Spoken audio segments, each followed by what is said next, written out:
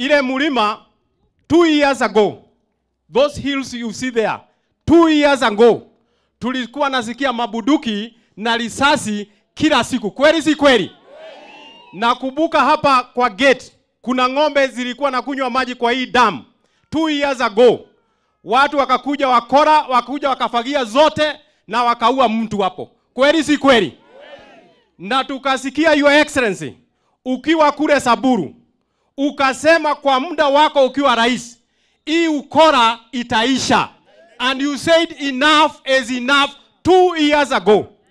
Your Excellency, I want to confirm to you, kwa sababu uliambia jeshi na polisi ya kwamba hiyo upuzi ya Badete lazima iishe. Na kuambia sasa wazee walikuwa wanalala nje, wamama wanalala kwa nyumba. Nimesikia ripoti sasa hapa watoto wameongezeka kwa sababu wazee wamerudi nyumbani. Kweli si kweli? Your Excellency, you gave us those instructions ya kwamba maneno ya buduki lazima ishe. Pia ukapatiana maneno ya mashule lazima ifanywe. Tumefanya hatujafanya?